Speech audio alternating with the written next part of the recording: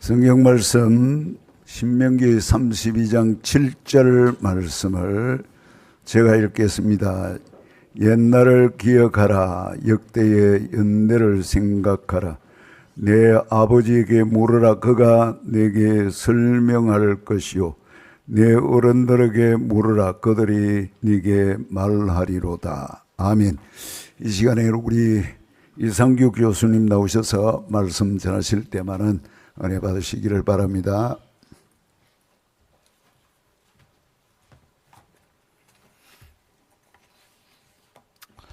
감사합니다. 이렇게 귀한 우리 예배에 함께 예배드리게 돼서 감사를 드리고요. 오늘 우리 포럼을 겸한 예배기입니다만은 우리 먼저 하나님께 예배하는 것이 중요한 것이기 때문에 먼저 본문의 배경부터 설명을 드리려고 합니다. 저 목소리 별로 안 좋은데 뒤에 잘 들리나요? 잘 안 들리면 좀 올려주십시오.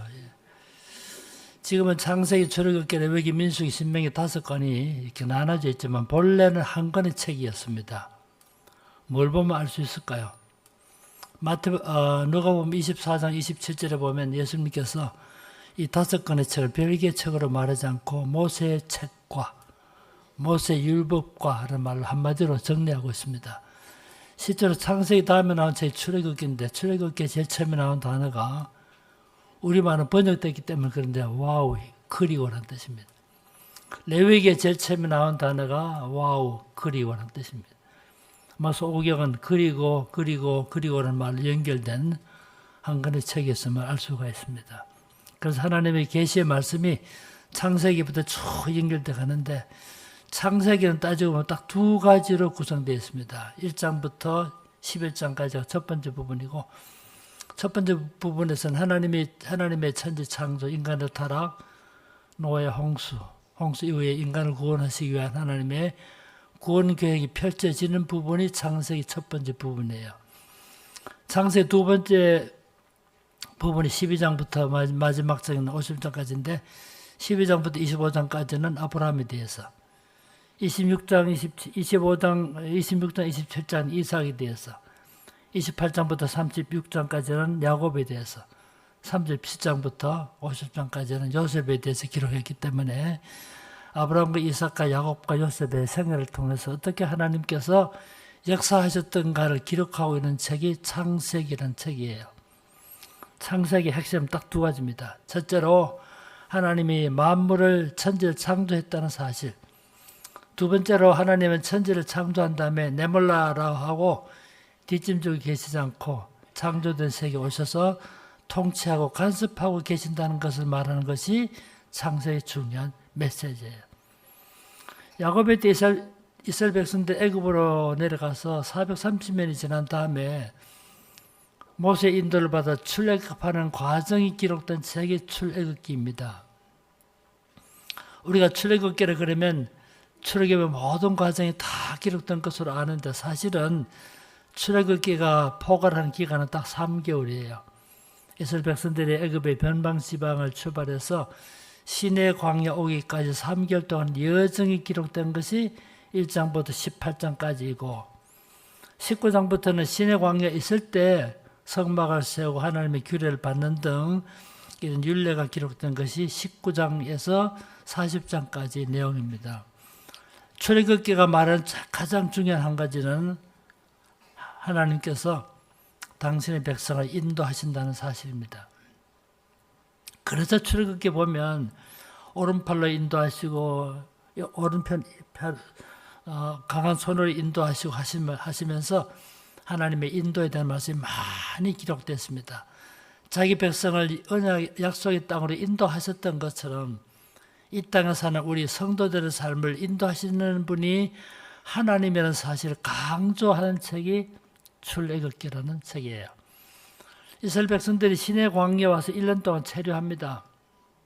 출애굽기는 이동의 책이지만 레위기는 이스라엘 백성들이 시내 광야에서 1년 동안 체류할 때 하나님께서 주신 율례가 기록된 책이 레위기라는 책이에요. 우리 성도님들께서 성경을 읽을 때 창세기, 출애굽기는 재밌게 읽지만 레위기를 읽으려면 정말 힘듭니다. 무슨 말인지 몰라서. 그래서 레위기가 아니라 내위기다 이렇게 말한 분이 있더라고요. 그렇지만 저 설명을 들으면 쉽게 알 수 있습니다. 레위기는 딱 핵심 딱 두 가지입니다. 첫째로는 죄인인 인간이 어떻게 하나님께로 나갈 것인가. 두 번째, 하나님께로 나가는 우리가 어떻게 하나님과 교제할 것인가. 이 두 가지가 레위기의 핵심이에요. 죄인인 인간이 하나님께로 바로 나갈 수 없기 때문에 뭐가 필요합니까? 희생 제물이 필요한 거예요. 그래서 레위기 앞부분에 보면 제일 먼저 번제를 비롯해서 번제, 속죄제, 속건제, 화목제 등 5가지 제사 제도가 기록되어 있습니다. 번제란 말이 무슨 말입니까? 번제. 젊은 사람들 한문을 모르니까 잘 모르더라고요. 번제할 때 번이라는 말은 태울 번, 구울 번. 희생제물을 완전히 태워서 하나님께 드린 제사가 번제예요. 완전히 태운단 말은 완전한 헌신을 의미하는데 이와 같이 제사 제도를 통해서 죄인인 인간이 하나님께로 어떻게 나갈 것인가를 설명하는 것이 레위기 첫 번째 부분이에요. 그래서 제사 제도가 기록되는 것입니다.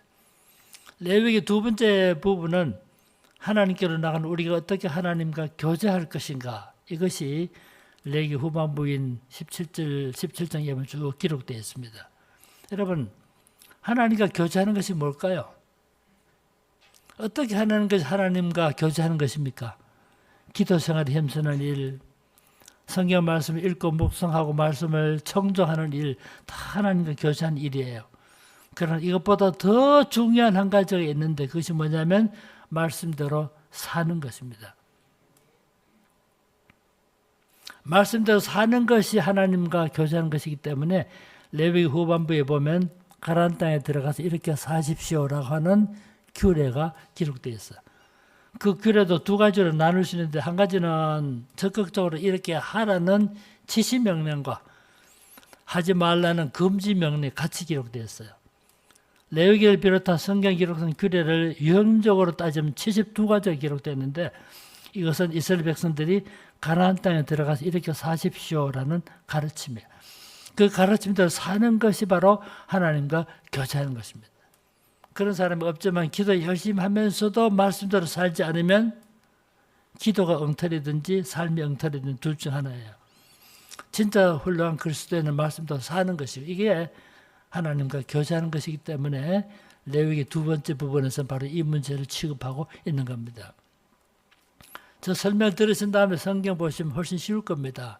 레위기는 두 가지. 첫째로는 죄인인 인간이 어떻게 하나님께로 나갈 것인가. 두 번째, 하나님께로 나가는 우리가 어떻게 하나님과 교제할 것인가. 이게 레위기가 가르치는 중요한 메시지입니다. 이스라엘 백성들이 시내 광야에서 1년을 체류한 다음에 다시 시내 광야를 출발해서 모압 평지까지 가는 38년간의 여정이 기록된 책이 민수기라는 책입니다. 민수기 무슨 뜻입니까? 민수기. 백성들의 수에 관한 기록이라는 뜻입니다. 때로는 영어가 한국말보다 더 쉬울 수가 있습니다. 민수기라는 책의 영어 제목이 Numbers, 수들 이런 뜻입니다. 왜 이런 제목이 붙어 있었을까요? 민수기의 중요한 특징 한 가지 있는데 그것은 두 차례의 인구 조사가 기록됐다는 뜻입니다. 이스라엘 백성들이 시내 광야를 출발할 때 인구를 조사해 보니까 1장 쭉 나면 무슨 지파는 몇 명, 무슨 지파는 몇 명 쭉 나오는데 다 정리해 보면 60만 3,550명이 출발했어요. 38년이 지났는데 모압 평지에 도착했습니다. 모압 평지라는 곳은 요단강만 건너면 가나안 땅이에요. 가나안 땅에 들어가기 직전에 두 번째 인구조사는 60만 1,730명이었어요. 우리는 이 숫자를 그냥 지나치기 쉽지만 아주 중요한 뜻이 있습니다. 이스라엘 백성들이 시내 광야를 출발할 때 60만 3,550명이었고 민수기 1장에 나옵니다. 38년 지난 다음에 모압 평지 왔을 때 민수기 26장인데 60만 1,730명이었어요. 숫자는 큰 차이가 없습니다만은 이 숫자는 20세 이상으로 전쟁에 나갈 수 있는 남자 숫자만 계산했습니다만은 60만 3,550명이기 때문에 남자와 어른까지 다 계산하면 3배 정도 된다고 보기 때문에 6, 3, 18, 200만 정도로 보는 거예요. 그런데 문제는 60만 3,550명이 시내 광야를 출발했고 38년 지난 다음에 모압평정 오니까 민수 26장 6서면 1730명이었는데 출발할 때도 살아있었고 38년 지난 다음에 모압평정 왔을 때도 살아있었던 사람은 딱 두 사람뿐입니다. 여호수아 갈렙뿐이었어요. 그러니까 시내 광야를 출발해서 약속의 땅을 향해서 가던 사람 다 죽은 거예요. 그래 모압평지에서 만난 60만 1730명 여호수아 갈렙 빼고 누굽니까?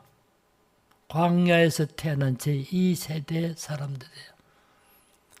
60만 3,550명이 시내 광야를 출발해서 약속의 땅을 향해 가는데 다 죽었습니다.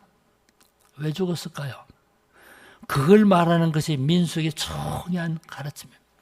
그들이 병들어 죽은 것이 아니고 육체가 연약해서 죽은 것도 아니고 전염병이 죽은 것도 아니고 실제로 죽었던 제일 중요한 이유는 하나님의 약속을 불신했던 사람들은 하나님의 약속을 믿지 않았던 사람은 다 죽었고 하나님의 약속을 굳게 붙잡았던 여호수아 갈렙만이 살아남아서 약속의 땅에 들어가게 됐다는 것을 말하는 것이 민수기이기 때문에 백성들은 숫자를 가지고 하나님의 약속을 믿는 믿음을 강조해주는 책이 민수기라는 책이에요.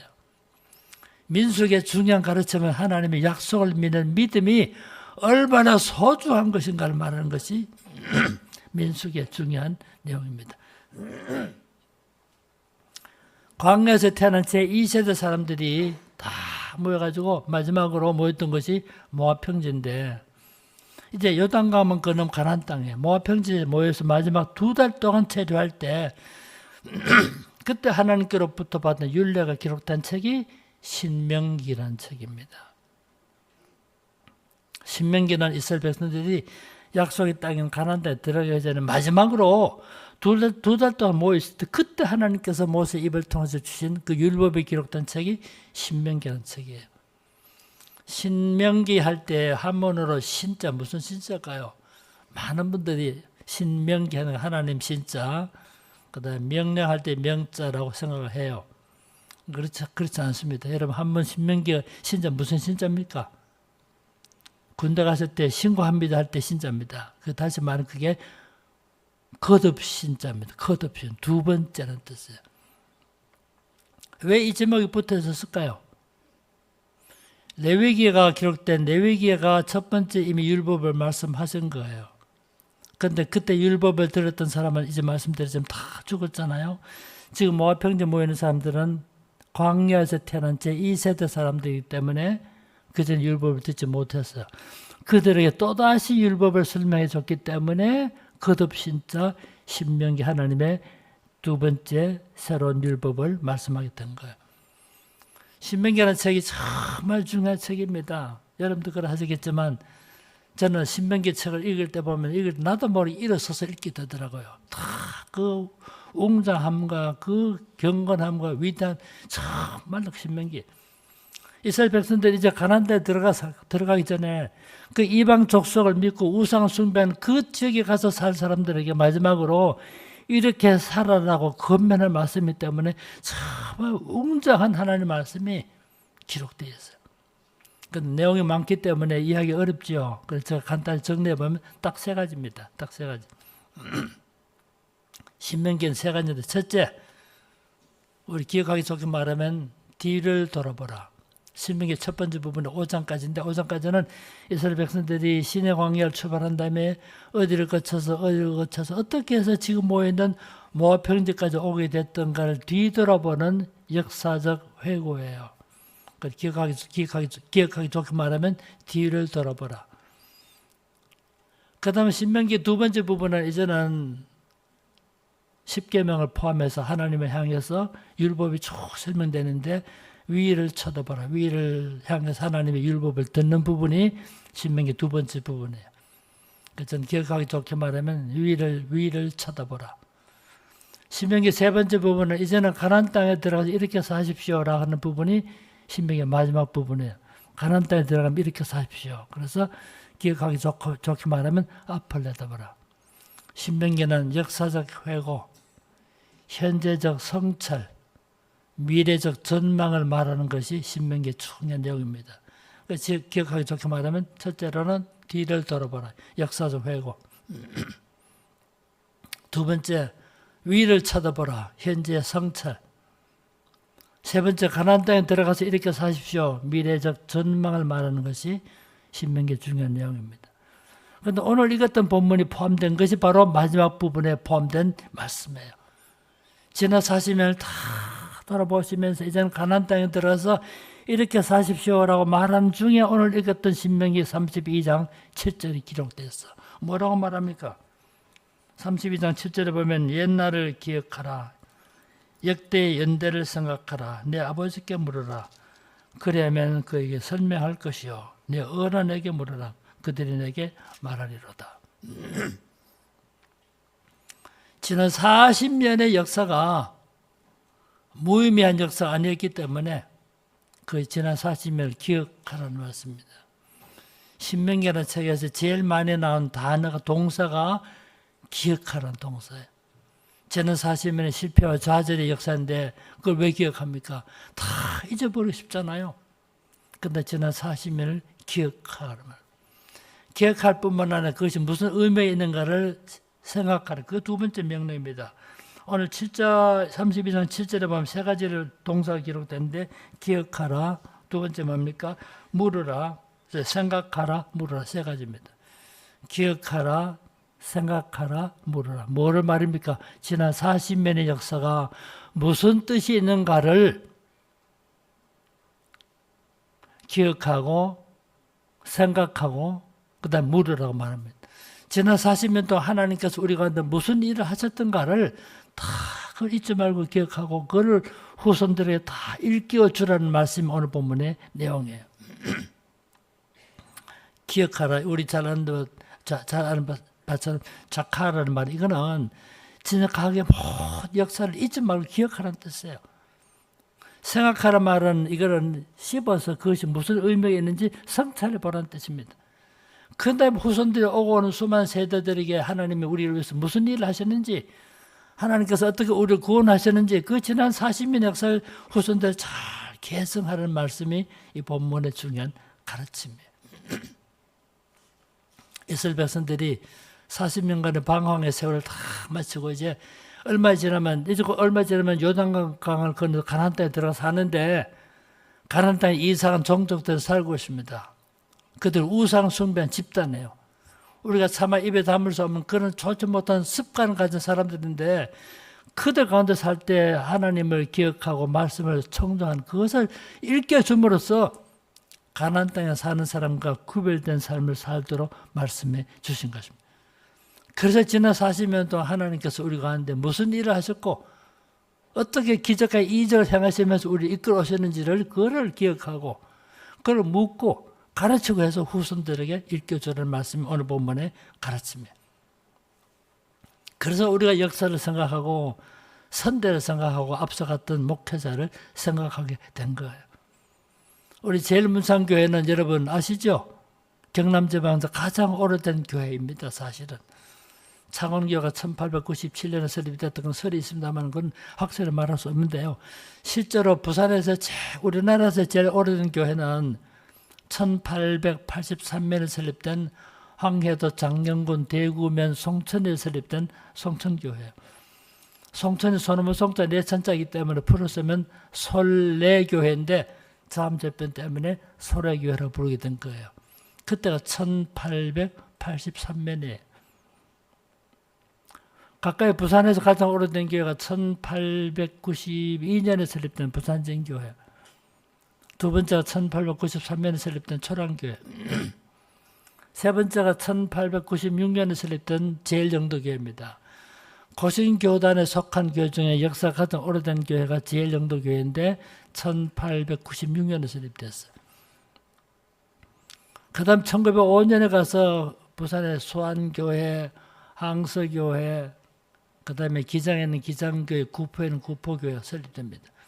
이렇게 부산지방교회가 설립돼 가는데 우리가 속한 제일문창교회가 1901년에 설립됐으니까 엄청난 역사예요. 역사 깊은 서양과는 달리 우리나라에서 100년이 넘었다. 이건 쉬운 일 아니에요. 어떤 교회 설립되었다가 없어진 교회도 생기고 어떤 게 수몰 지역이 되기 때문에 사라진 교회도 있고, 어떤 게 생존을 못해서 합병된 교회도 있고, 많은 변화가 있습니다.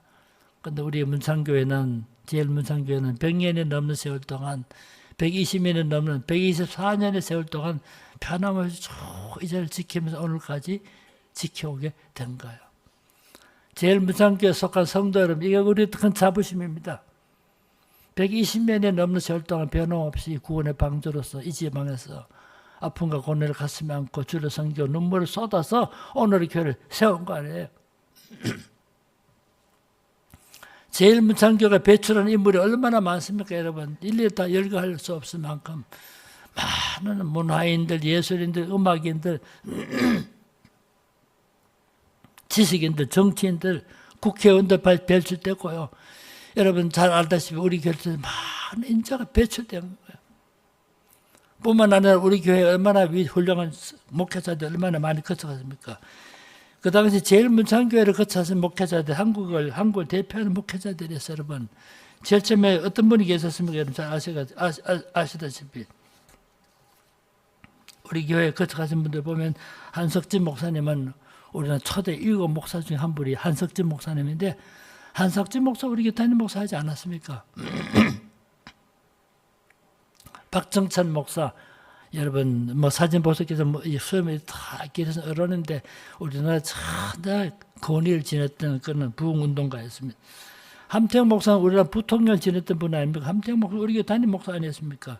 뭐 이수현 목사, 주기철 목사, 한상동 목사, 이금도 목사님, 또 지금 계시는 허 목사님 다 훌륭한 목사님 우리 교회를 거쳐갔어요.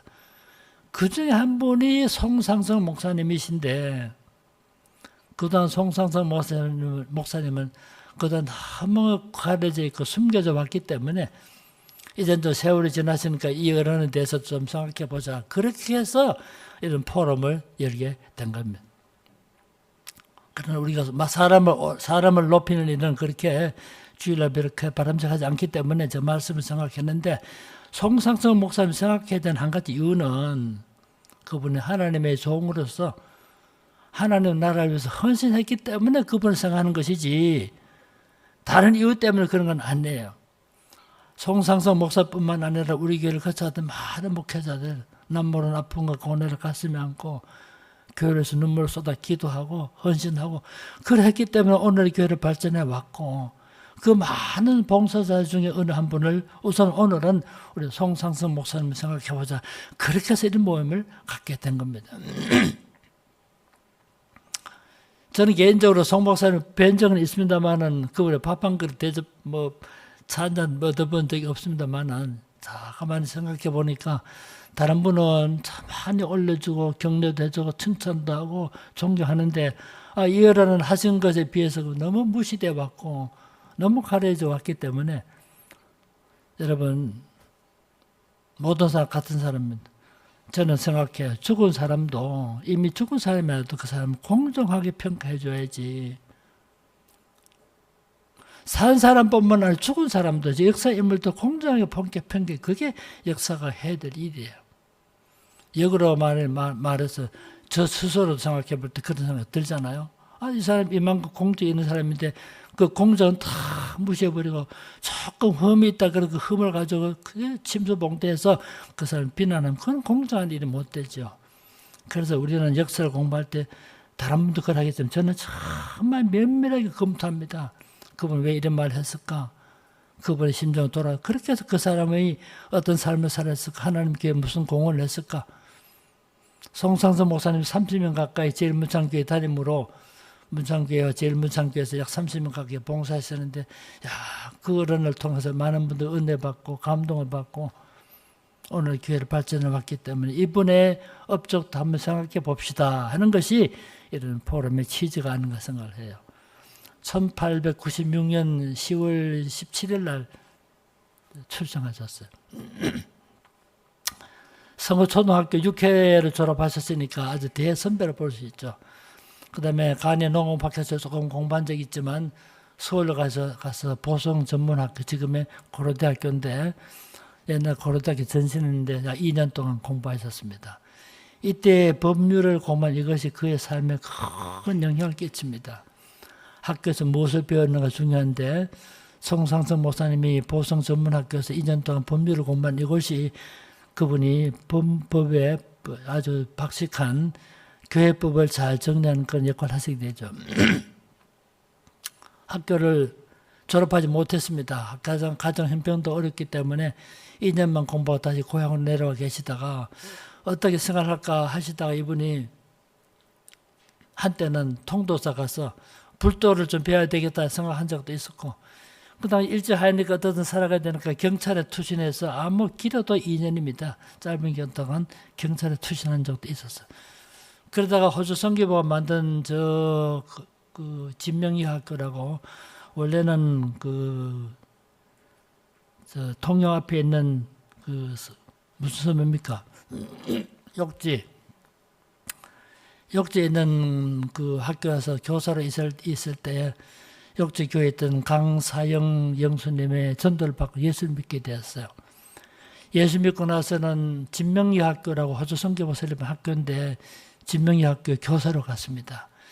교사로 가는 동안에 그 와 있던 여자 동료 교사였던 우리 김난출이라는 분이 계시는 김난출이라는 분은 부산에 있던 호주 선교부 설립한 일신여학교 졸업생이었어요. 부산의 일신여학교는 호주 선교부 설립한 학교인데 한강 이남의 최초의 여자 학교가 부산 일신여학교였어요. 우리가 잘 아는 박순천 같은 사람들 일신여학교 출신 아닙니까? 찔꽃이라는 소설을 썼던 김말봉 씨 일신여학교 출신이에요. 독립운동가 박차정 씨 일신여학교 출신이에요. 아주 많은 여성 인재를 양성한 학교인데 그 학교를 졸업했던 분인데 진명여학교에서 같이 교사를 있는 동안에 서로 알게 돼서 결혼했어요. 예수를 믿고 결혼까지 했기 때문에 무슨 일을 할까 생각하시다가 내가 청년운동을 한번 해봐야 되겠다 그래서 YMCA에 투신한 적도 있지만 그때 그 당시에 우리나라에서 사회주의, 공산주의 운동이 일어날 때입니다. 사회주의 운동이 일어나니까 반기독교 운동이 심했어요. 그래서 송 목사님 생각해 보니까 내가 이런 일을 하기보다는 또 다른 일을 통해서 이 나라에 기여해야 되겠다 생각하고 절제운동에 가담하기 시작합니다. 절제란 말은 우리 템퍼런스 그러잖아요. 절제운동이 모든 것을 절제하고 절약하다 그런 뜻도 있겠지만 제일 중요한 것이 금주단련운동입니다. 절제운동은 원래 미국에서 시작된 운동인데 그 당시 미국에서 젊은 사람들 술 마시고 막 하는 문란했어요. 그 당시 미국에서 술 한 잔 술값이 여러분 커피 한 잔보다 쌌어요. 그러다 보니까 너무 술도 많이 마시고 미국이 도덕적 문제되면 안 되겠다 그래서 미국에서 절제운동이 일어났는데 그때 그 절제운동 한국에서도 배우게 된 거예요. 여러분 아시다시피 일제시대 얼마나 심했습니까? 일제는 우리나라 심지어 아편까지도 시장에서 팔 수 있어요. 길거리에서 아편까지 사 먹을 수 있었던 거죠. 일종의 우민 정책인데 정신이 맑아서 깨끗한 독립운동하고 민주운동할 거 아닙니까? 이걸 막으려고 의도적으로 아편까지 길거리에서 팔게 했잖아요. 선교사들 설립한 병원에 온 환자 중에 아편 환자들 그렇게 많았다 그러잖아요. 그런 시대였기 때문에 아편을 금지하고 술과 담배도 좀 절제해서 진짜 우리나라를 건실한 정신적으로나 육체적으로 건실한 나라를 만들어보자. 이게 절제운동 정신인데 여기 같은 마귀를 맘먹었어. 그래서 황해도 황주로 가가지고 황주로 가서 그 당시 이 문제에 관심을 가졌던 의사분이 계셨어요. 그 의사를 만나 도움을 구하고해서 이분이 송상선 목사님이 절제운동에 가담하게 된 시작이 됩니다. 중요한 역할을 했습니다. 절제운동에 가담해서 일해보니까 목사 아니면서 이런 일을 하기 너무 불편하다는 생각이 들어가지고 내가 목회도 하면서 절제운동을 해야 되겠다 해서 이분이 1931년도 평양신학에 입학을 했어요. 그래서 평양신학에 입학해가지고 학생으로 있으면서 그때부터 평양신학교 그 학교 안에서 조선 절제회라는 단체를 만들었어요. 대단한 일이죠. 그때 32살, 33살 때 이렇게 해서 우리나라에서 절제운동을 시작하는 동기가 된 거예요. 송 목사님이 평양신학교 주최하는 절제운동을 시작할 무렵인데 절제 금주 단연 웅변 대회에 나가서 2등을 한 적도 있었어요. 이런 것이 시작이 됐을 때 평양신학교 교수들이 보니까 야, 이 총상석이라는 신학생이 이날에 가장 시급한 문제가 술과 담배를 금지하고 건실한 정신과 건실한 육체를 키우는 이런 운동에 관심을 가졌다는 것에 대해서 감동을 받아가지고 평양신학교 교수들이 도와줬습니다. 그렇게 해서 이 운동을 전개했는데 큰 역할을 했습니다. 우리 짧은 시간 다 말씀 못 드리지만 제일 큰 일이 뭐냐면 1938년도 가서 미성년자 음주 금지법을 제정했습니다. 일본은 이런 법을 만드는 걸 원치 않았습니다. 젊은 아들 담배 씩 피하라, 술 마시라, 건강 안 좋아도 상관없었어요. 제가 인도네시아에 한 30년 전에 가보니까 참 보니까 인도네시아 가니까요. 학교 건물이 있는데 길거리 건물에 운동장이 없더라고. 운동장에. 야, 이 식민 지배가 이런 거구나. 인도네시아가 네덜란드에 320년 동안 식민 지배를 받았어. 인도네시아를 300년 동안 지배하면서 일부러 운동도 없는 학교를 만들어준 거예요. 왜 운동장 없게 만들었을까요? 아이들 뛰어나고 하면 건강해지고 체력이 보강되면 민주운동하고 독립운동 힘이 되니까 이렇게 못하게 하려고 운동도 없는 학교 만들어준 거 아닙니까? 우리나라는 35년 동안 지배받았지만 술, 담배 앞에 마음대로 피우고 마실 수 있게 해줬잖아요. 그래서 송상석 목사님 앞장서가지고 그때 미성년자는 20세를 말하는데 20세 이하 사람은 술, 담배 못 마시게 하는 법을 제정해 만든 거죠. 일본 정부 반대했어요. 싸워가지고 만든 거예요. 그래서 그걸 1938년도 시행되게 만들었습니다. 송상석 목사님 남긴 큰 업적이 미성년자들 술, 담배를 금지하게 만든 법을 제정했고 이런 운동을 통해서 한국에서 술, 담배를 하지 않는 것이 신자의 덕목으로 자리 잡게 된 배경이 된 거예요. 그래서 목사님은, 송상석 목사님은 목사도 되셨기 때문에 우리 책에도 나옵니다만 평양 대타랑 교회에 계시다가 계신 이후에 몇 군데 교회에서 어떻게 목회했던 거 잘 기록했습니다만 일제 말립에 가서는 하도 일제 탄압이 심하니까 잠시 목회를 그만두고 과수원을 경영한 적이 있었어요. 그러다가 해방되고 나서 송선생 목사님이 월남하게 됩니다. 원래 월남할 생각을 안 했는데요. 해방되고 보니까 이거 북한에서 신앙생활이 너무 어렵고 송 목사님의 장남이 김일성을 제거하는 1936년도 3월 1일 행사 때 수류탄 투척하는 일이 숭실대 학생들 중심에 있었는데 그때 송선생 목사 아들도 거기 가담했기 때문에 북한에 남아있으면 가장 위험했어요. 그게 계획이 돼가지고 안 되겠다. 월남해야 되겠다. 그래서 1946년도에 송선생 목사님이 가족들이 월남하게 된 거죠. 송 목사님이 책을 좋아하고 자료를 많이 모았기 때문에 그걸 다 싸가지고 배를 하나 빌려가지고 그 배를 싣고 월남했어요. 월남에 왔을 때 그때 송 목사님하고 친했던 목사님 누구냐면 이약신 목사인데 이약신 목사님이 송선생 목사님 소개해주고 해서 거제도에 있는 교회에 담임 목사로 심무하도록 도와줬습니다.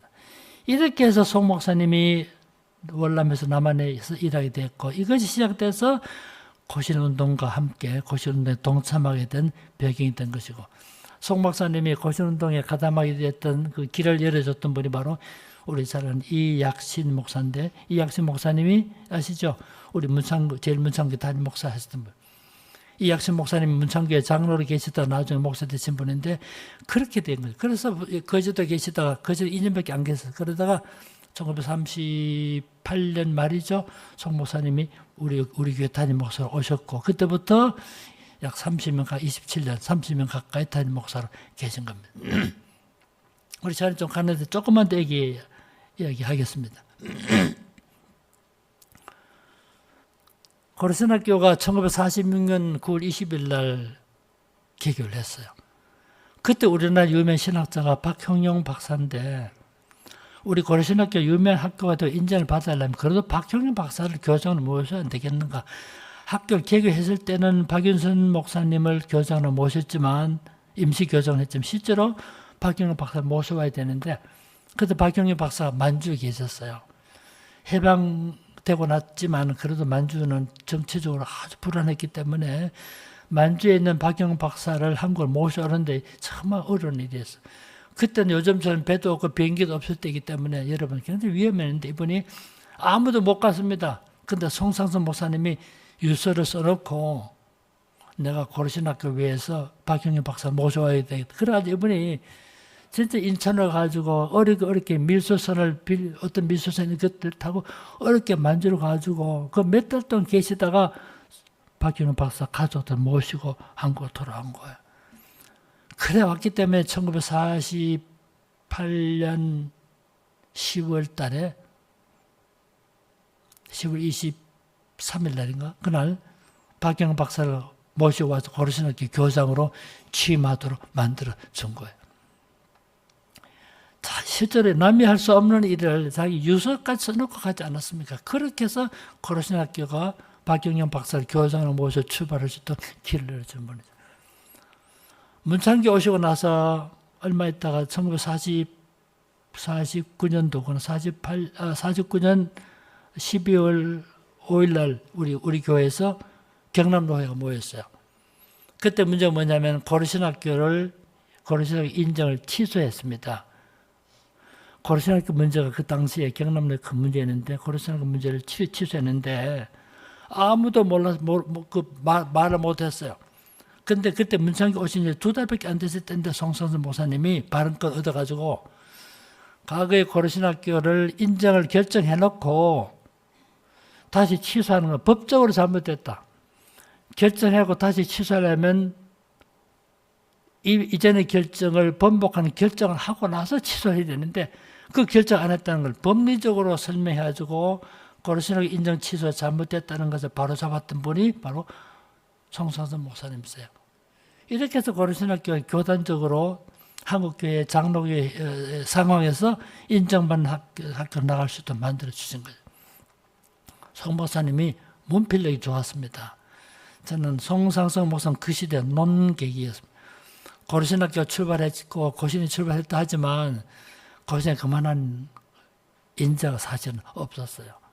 그래서 고려신학교나 고신교단을 향해서 오는 많은 비난과 공격에 대해서 그걸 막아내고 고신 입장을 변증한 글을 썼던 사람이 바로 송상선 목사님입니다. 고려신학교 출발하고 나중에 1952년 고신교단이 형성됐잖아요. 고신교단이 출발하고 나서 3개월 동안 우리 죄를 회개하고 그 다음에 공식적으로 출범하자 해서 고신 처음 출범할 때 그리고 성명서를 발표하는 것이 좋지 않겠나. 그래서 그날 저녁에 모여가지고 성명서를 내일 발표하기로 하고 그럼 초안을 누구한테 맡길 것인가. 송상선 목사님이 초안을 맡았어. 딱 하룻밤에 밤새 초안을 써가지고 온 걸 써. 그 다음 아침에 약간 자고 수정해서 발표한 것이 고신교단 출발할 때 썼던 그 선언문이에요. 선언문을 쓴 것이 밤 12시쯤 회의 마치고 새벽 지내고 아침 9시 모였을 때니까 그 밤사이에 선언문을 쓴 것이 고려신학교 출발했던 그 선언문이에요. 그 짧은 기간 동안에 그런 명문을 썼다는 건 대단한 일이죠. 이와 같은 일들을 통해서 많은 기회를 했던 분이 바로 송상선 목사님입니다. 그뿐만 아니고 이분이 나중에도 여러분 1960년대에 이런 일이 있었잖아요. 고신이 성동처가 합쳤잖아요. 교단을. 합쳤기 때문에 합동이 생겨난 거예요. 그래서 잘 모르실까 조금 말씀드리면 속으로 성도님들이 저 이상균 목사님이 얼마나 길게 하려고 저렇게 하나 할지 모르겠지만 5분 안에 마칠 때니까 걱정하지 마시고요. 1952년에 고신 출발했잖아요. 53년에 기장에 출발했어. 59년도에 그 당시에 총회가 성동과 연동으로 나눠졌어. 근데 성동 측이 고신하고 신학적으로 큰 차이 없으니까 합칩시다. 그래서 1960년 12월 13일 날 고신과 성동이 합쳤기 때문에 합동교단이 되는 거 아닙니까? 합동할 때에 그 성동 측에도 송상선 목사만큼 글을 잘 쓰고 글을 할 분이 별로 없어요. 그러니까 송상선 목사님이 합동 취재서 문서를 만들었어요. 야, 그거 보면 지금 지나도 그때 앞으로 얘기했던 문제까지 다 포함해서 글 쓴 거 보면 좀 대단한 글이라는 생각. 생각이 드는데 그 합동 취지서를 만들었던 분이 바로 송상선 목사님이었어요. 아주 문필력을 갖추신 분이고 법리에 밝았기 때문에 행정적으로 다 차질 없이 잘 만들어갔던 분. 이런 점들을 통해서 고신권을 크게 기했던 분이 송상선 목사님. 맞아, 한 가지 더 말씀드리면 여러분 1960년도 고신 합동했잖아요.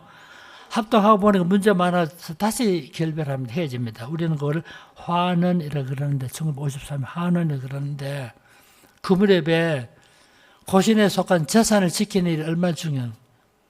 그런데 우리가 얻어가지고 개별교회 목사님들이 이 재산을 어떻게 지킬지 잘 몰랐어요. 그때 자동차도 없을 때 송상훈 목사님이 이 경남 지역에 다 교회를 다니면서 교인들 동의를 받아서 이렇게 재산 등기 이렇게 해도 다 문서를 만들게 해서 그렇게 해서 재산을 지키게 만들었어요. 그렇게 교회마다 준비했던 문서가 모아져서 몇 페이지면 750페이지 문서, 이만큼 두꺼운 문서입니다. 우리 김장로님의 수고로 그 문서가 보관돼 지금 현재 우리 교회 보관돼 있어. 750페이지, 750페이지. 그렇게 해서 재산을 지켜 만들어준 분이 바로 송상선 목사님이세요. 이런 어른인데도 불구하고 그분을 아주 문제를 제기해가지고 그분에 대해서 아주 참 불명예스럽게 이렇게 하는 일도 있고 하기 때문에 이제는 세월이 지났지만은 이제라도 그분을 좀 바로잡아 드리자. 그렇게 해서 이런 일을 하게 되고 오늘 또 이렇게 포럼 열게 된 거예요. 자, 시간을 줄이기 위해서 이 책자에 있는 문제는 말씀 안 드렸는데 참고로 보시면 좋겠고, 그래도 중요한 거는 주일날 하나님께 예배하고 하나님께 감사하고 성경 말씀을 통해서 볼 때 지난 모든 일을 기억하라는 이유는 무엇이 옳고 그런 것을 알게 만들어주고 그런 가운데서도 하나님께서 우리 가운데 어떻게 일하셨던가 하나님 은혜를 늘 감사하게 하기 위한 목적이 있었던 것입니다. 지난 124년 동안 우리 교회를 지켜주신 하나님, 오늘의 교회를 발전하게 오신 하나님의 땀과 수고와 눈물과 물질을 바치고 헌신해서 오늘의 교회로 지켜오신 하나님께 늘 감사하면서 앞으로도 변함없이 하나님 기뻐하신 좋은 교회를 세워가시는 우리 모든 성도가 되시기를 주의 이름으로 축원합니다. 기도합시다. 사랑과 은혜가 충만하신 아버지 하나님, 지난 124년의 세월 동안 우리 제일문상교회를 통해서 구원의 방주로 삼아주시고 변함없는 하나님의 구원의 도구로 지켜주시고 훌륭한 목사님을 보내주셔서 오늘까지 발전하게 하시고 지켜주신 것을 감사합니다. 앞으로도 변함없이 하나님 기뻐하는 교회를 세워갈 수 있도록 도와주시고 훌륭한 목회자들을 통해서 우리 교회가 우리 한국 사회에 큰 변화와 또 각성을 주고 큰 변화를 주는 우리 교회가 되게 주는 도와 주시옵소서. 예수님의 이름으로 기도하옵나이다.